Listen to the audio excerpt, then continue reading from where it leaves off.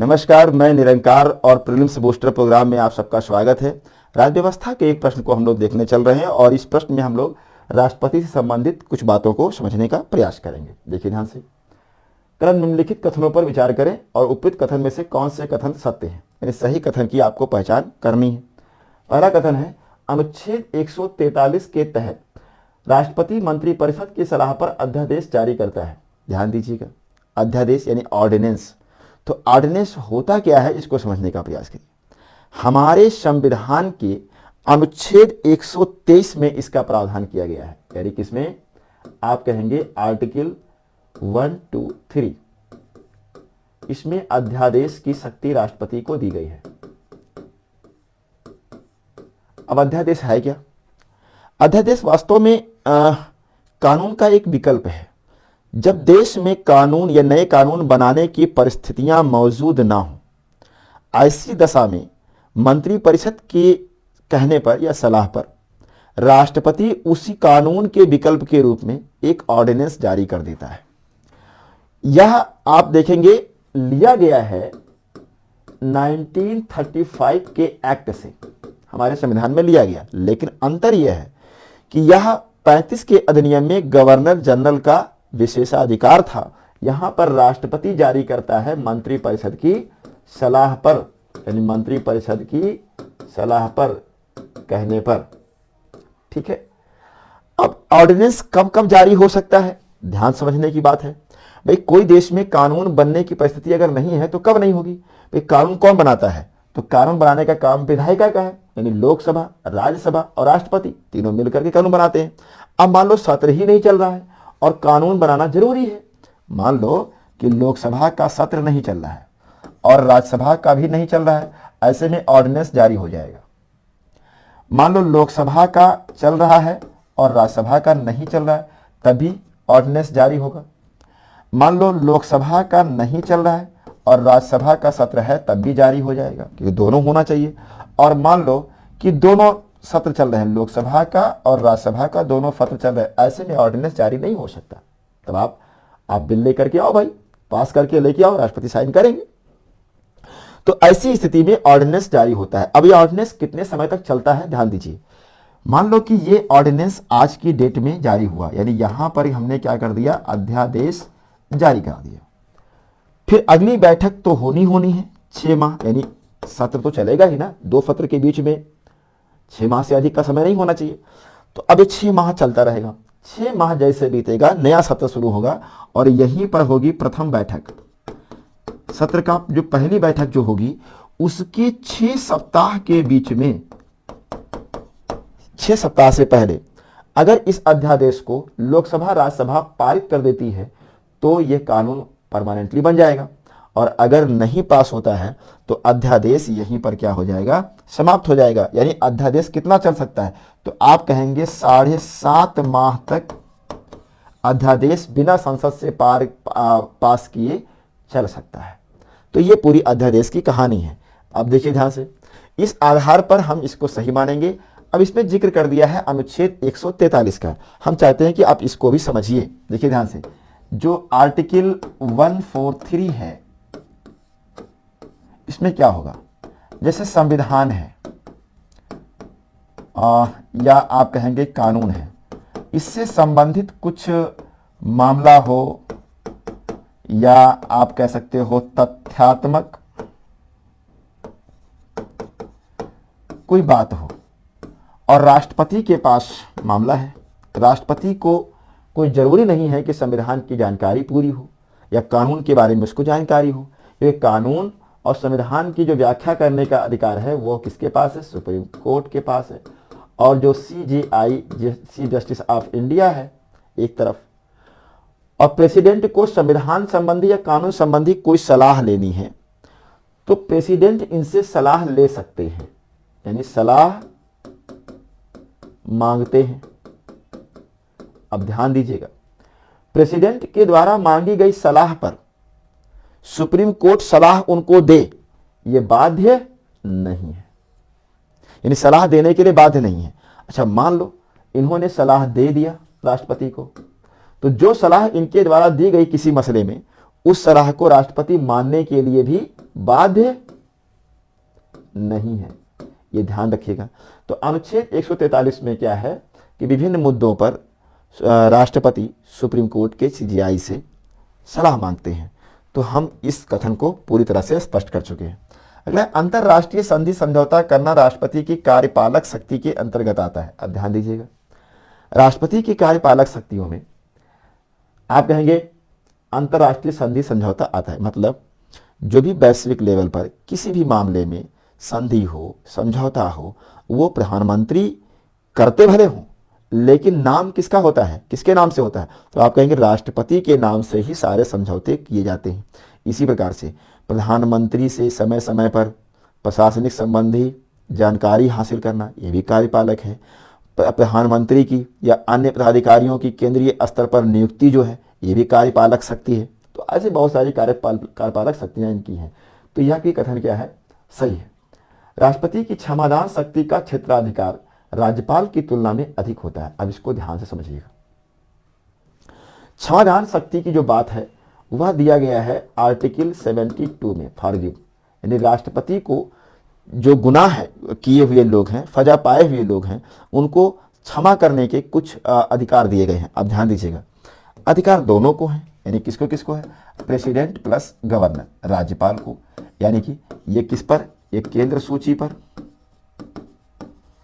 और ये राज्य सूची के विषयों पर, और दोनों जो है समवर्ती सूची पर के विषयों पर। अब ध्यान समझिएगा, राज्यपाल और राष्ट्रपति दोनों को क्षमादान करने की शक्ति तो है, लेकिन राष्ट्रपति सेना के मामले में भी क्षमा प्रदान कर सकते हैं, जबकि राज्यपाल नहीं कर सकते। इसी प्रकार से राज्यपाल को मृत्युदंड में माफ करने का अधिकार नहीं है, लेकिन राष्ट्रपति को यह अधिकार है कि वह किसी को पूरी तरह से क्षमा कर सकता है। अब ध्यान देने वाली बात क्या है कि क्षमा कितने प्रकार की होती है, इसको समझने का प्रयास कीजिए। इसमें पहला है प्रतिलंबन। प्रतिलंबन प्रतिलंबन में क्या होता है कि जो सजा होती है उसको निश्चित या अनिश्चित काल के लिए रोक लगा देना। जैसे मान लो कि कोई एक्स पर्सन है और इसको कहा गया कि भाई ये वाई डेट में इसको फांसी दी जाएगी। मान लो ये सुप्रीम कोर्ट ने या हाई कोर्ट ने जो भी सजा दिया गया है, अब राष्ट्रपति को जब क्षमा करेगा इसको तो कहेगा तुम अभी रुके रहो, अभी इनको 1 साल के बाद फांसी देंगे, तो ये निश्चित हो गया। या कह देगा कि अभी रुके रहो, फांसी मत देना, मतलब अनिश्चित काल के लिए इनको टाल दिया गया। या ये कह दिया गया कि इनको अगले साल इस डेट में दी जाएगी, तो एक निश्चित काल के लिए टाल दिया गया। तो जब ऐसी स्थिति बनती है तब इसको हम कहते हैं प्रतिलंबन। जैसे आप देखेंगे अफजल गुरु के मामले में यही हुआ था। अफजल गुरु को फांसी की सजा मिली थी, लेकिन राष्ट्रपति ने कुछ समय के लिए उसको टाल दिया था। इसी प्रकार से एक होता है विराम। विराम क्या होता है? इसे देखिए, एक होता है दंड की प्रकृति और एक होती है दंड की मात्रा। ध्यान समझते चलिएगा। जब दंड की प्रकृति और दंड की मात्रा दोनों में परिवर्तन कर दिया जाए, में क्या हो? परिवर्तन, तब इसको हम कहते हैं विराम। मतलब क्या है? जैसे मान लो किसी व्यक्ति को मान लो किसी व्यक्ति को कहा गया कि 10 वर्ष की कठोर कारावास, तो कठोर है तो इसको क्या कर दिया गया? सरल कर दिया गया, भाई हथकड़ी बेड़ी मत लगाइए, ये प्रकृति में बदलाव हो गया। और मान लो कि दिया गया है 10 वर्ष का, तो इसको 5 वर्ष कर दिया गया। तो प्रकृति और मात्रा दोनों में जब बदलाव हो जाता है तब इसको हम कहते हैं विराम। इसी प्रकार से एक होता है परिहार। अब परिहार क्या होता है? तो एक तरफ होती है प्रकृति और एक तरफ होती है मात्रा। ध्यान दीजिएगा। तो इसमें क्या किया जाता है? दंड की मात्रा में परिवर्तन किया जाएगा, प्रकृति में कोई बदलाव नहीं किया जाएगा। यानी कठोर है तो कठोर ही रहेगी, मात्रा 10 से 5 कर दिया, 7 कर दिया, 6 कर दिया, इसमें बदलाव होगा। एक होगा लघुकरण। बहुत ध्यान समझते चलिएगा, सब आएगा मिलान करने के लिए, तब वहां पर मुंह बना के चले आएंगे। एक होगा प्रकृति और एक होगी मात्रा। अब इसमें जस्ट इसका उल्टा हो जाएगा, प्रकृति में बदलाव हो जाएगा, मात्रा में कोई बदलाव नहीं होगा। कठोर होगा तो सरल कर दिया जाएगा, लेकिन 10 वर्ष है तो 10 वर्ष ही रखा जाएगा, उसमें कोई बदलाव नहीं किया जाएगा। एक होता है पूर्णता क्षमा करना। जैसे मान लो आपने कोई क्राइम किया और मान लो मर्डर ही कर दिया किसी का, और राष्ट्रपति ने कहा कि भाई इसको पूरी तरह से माफ करो। माफ करने के बाद आपकी कोई दिक्कत नहीं, आप एकदम उसी कंडीशन में आ जाएंगे जैसे आपने कोई गुनाह किया ही नहीं है। आराम से आप यूपीपीएससी का फॉर्म भरिए, कोई दिक्कत नहीं है। तो इस तरह की ये क्षमादान की शक्तियां हैं। अब देखिए ध्यान से हुआ क्या। गठबंधन सरकार का दौर। गठबंधन सरकारों में ये खतरा बढ़ सकता है, क्योंकि क्षमादान शक्तियां जो होती है ना, ये भी तो मंत्रिपरिषद के कहने पर ही तो होता है, राष्ट्रपति क्षमा करता है। तो इसके दुरुपयोग की संभावना इसलिए बढ़ सकती है कि जब गठबंधन सरकार का दौर होता है, कोई पार्टी समर्थन देने के लिए शर्त रख सकती है कि भाई मेरे इस व्यक्ति को आप माफी प्रदान करा दो, तो खतरा बढ़ सकता है। तो एक वाद आया, केहर सिंह बनाम भारत संघ, बहुत इंपॉर्टेंट केस है, इसको आप जानते रहिएगा। 1989 में ये केस आया और इसमें क्षमादान संबंधी सुप्रीम कोर्ट ने कई सारी गाइडलाइन जारी करी। जैसे उसने कहा कि भाई किसी को भी क्षमा चाहिए तो वो लिखित रूप में ही आवेदन दे सकता है, मुंह जबानी नहीं हो सकता, लिखित रूप में आवेदन प्रस्तुत करना होगा। दूसरी बात उन्होंने क्या बताया, दूसरी बात ये बताया कि सुप्रीम कोर्ट में जो डिसीजन है, मान लो कि किसी एक्स पर्सन को फांसी की सजा दी गई है, भले ही राष्ट्रपति उसको पूरी तरह से माफ कर दे, लेकिन रिकॉर्ड में उसको फांसी की सजा ही लिखा जाएगा, क्योंकि हाई कोर्ट और सुप्रीम कोर्ट आप जानते हैं कि क्या होते हैं, अभिलेखीय न्यायालय हैं, एविडेंस कोर्ट होते हैं। इसलिए कल को कोई भी अधिकार के रूप में कह सकता है कि इस केस में तो माफी प्रदान कर दी गई थी, हमको भी माफी प्रदान करो, तो कोई अधिकार के रूप में मांग ना कर सके। और यह भी कहा गया कि यह अधिकार नहीं है आपका, ये एक क्षमा याचना है, भीख है। तीसरी बात आपको ध्यान रखना है कि 2007 में सुप्रीम कोर्ट ने एक और फैसला दिया। सुप्रीम कोर्ट ने साफ साफ कहा कि इसकी संभावना है कि क्षमादान शक्ति का दुरुपयोग हो जाए, इसलिए हम इसका जुडिशियल रिव्यू भी करेंगे, न्यायिक पुनरावलोकन भी कर सकते हैं। यानी सुप्रीम कोर्ट को यह अधिकार है कि वो क्षमा किए गए जो बातें हैं, जो लोग हैं, उस मसले में न्यायिक पुनरावलोकन कर सकती है। ठीक है, तो इस आधार पर अगर आप देखें तो हम कहेंगे यह कथन सही है, क्षेत्राधिकार राष्ट्रपति का अधिक है। एक होता है राष्ट्रपति, अगला कथन है राष्ट्रपति केवल वर्ष के पहले सत्र के, ध्यान दीजिएगा केवल शब्द लिखा है, केवल वर्ष के पहले सत्र के पहले दिन सदन में अभिभाषण करता है। तो अब ध्यान दीजिएगा, आर्टिकल 87 का ये मसला है जिसमें है प्रेसिडेंट का अभिभाषण। देखो, एक होता है भाषण और एक होता है अभिभाषण। भाषण जो होता है वो अपना होता है, हमने तैयार किया एक स्पीच और जाकर के बोल दिया, तो ये अपना हो गया। अभिभाषण में क्या होता है कि जब कोई और तैयार करे, आपके मन की वो बात हो ही ना, किसी और के द्वारा लिखी गई बात हो, किसी दूसरे की मन की बात को हो, हमें केवल बोलना है, हमें केवल पढ़ना है उसको, तब वो कहलाता है अभिभाषण। तो राष्ट्रपति महोदय जो होते हैं, ये दो अवसर पर, एक जब ये नई सरकार बने, नई सरकार की प्रथम बैठक जब होती है, प्रथम बैठक के प्रथम दिन या पहले दिन ये सदन में जाते हैं और सरकार के द्वारा तैयार किए गए भाषण को पढ़ते हैं। उसमें सरकार की नीतियां होती हैं, सरकार कैसे वर्क करेगी, कैसे काम करेगी, क्या प्लान है, क्या विजन है, वो सब बातें इसमें रहती हैं। एक दूसरा और होता है, यानी एक तो ये जब नई सरकार बनेगी तब, और हर साल क्या होता है जब बजट सत्र शुरू होता है। बजट सत्र यानी कि ये सत्र 3 सत्र होते हैं, बजट सत्र, मानसून सत्र और ग्रीष्मकालीन सत्र। तो ये 3 सत्र जो होते हैं, इसमें होगा क्या,